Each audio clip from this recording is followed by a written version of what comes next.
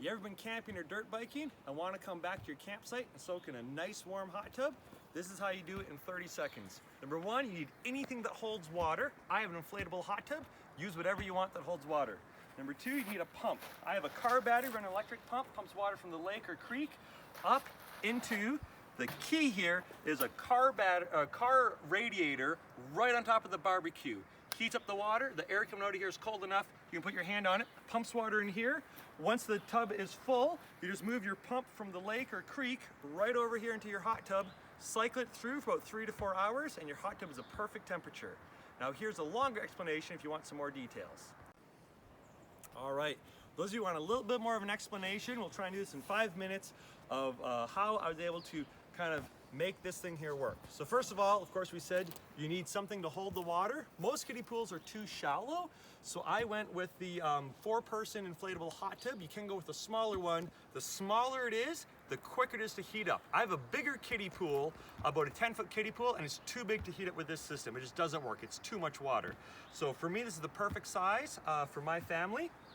Another thing, of course, you need your pool chemical to disinfect, and you want to have a little mesh thing here to clean out your leaves and crud that falls in, and the thermostat. I like this one because it holds the water in there and I can see what temperature it is. It's still 32 degrees Fahrenheit, 90 degrees Fahrenheit, 32 degrees Celsius overnight from soaking in it last night. Over here I have a pump. You can use any pump you want, a gas pump or anything. I just have an electric pump run off a car battery. You need the pump anyhow to get water from your source, your lake or your creek. So the way I have it, I just have it cycle through. So first of all, you put this into the lake. You can have a hose 100 foot long, however long you want. Pump the water from here into your car radiator. Now the radiator here, I have an all copper radiator out of a 55 Chevy car, and it has no plastic on it so nothing melts. I put this right on top of the barbecue, got a piece of tin here to prevent the air from going around, and just stuff some foil in there to fill in any gaps. I find the chimney tape doesn't work anyhow. It's supposed to be sticking. It doesn't stick, but it just stops the draft. You turn the barbecue on full blast, and the water going through cools it down so much you can put your hand right on top of this. So don't worry about getting expensive silicone hoses here. Just a car radiator hose works fine. So this will pump the water through here, and it'll actually cool the barbecue air so much you can always just put your hand on top of it as long as the water's pumping. So once you pump it through here, it'll only raise it about 2 degrees Celsius, 4 degrees Fahrenheit. So again, just pump it out of the lake, it will not be ready to jump in. It'll take you just a few minutes to fill it. As soon as you fill it, you come over here, you get your pump. Okay, I recommend doing this as you first get to your campsite because this is the slowest process. Then you put your pump in there. I just kind of tie this here around my handle a bit so the pump stays a bit level, and just a little slip knot or something. And then you turn the pump on. A very important thing, don't do this. Watch the awesome water coming out of there.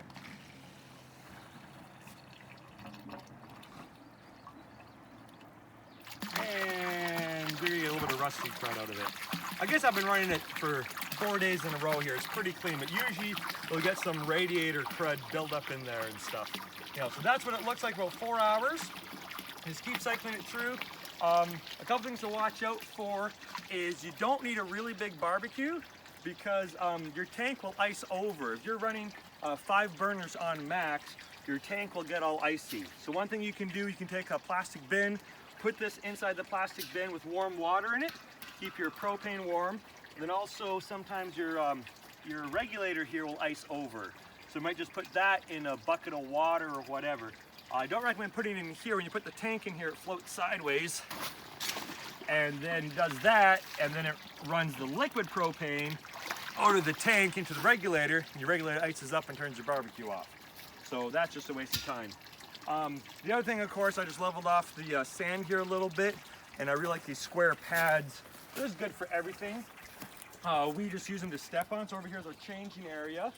I'll show you here my brother, William, who's doing the video, got the latest addition to the hot tub strategy. Kind of put your pads out here to change with. And before you go in, you always want to shower. There's so much water in here, a couple potfuls doesn't matter.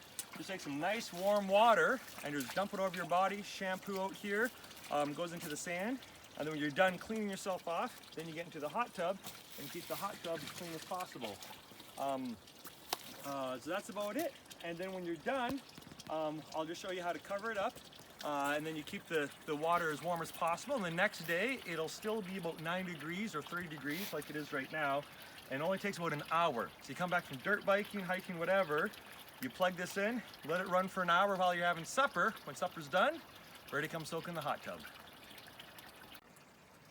Just a little side note too, your barbecue lid is useless except to keep your radiator clean. The thing is, the air coming out of here is so cold, you can always put your hand on it. It's just a couple degrees warmer than the water.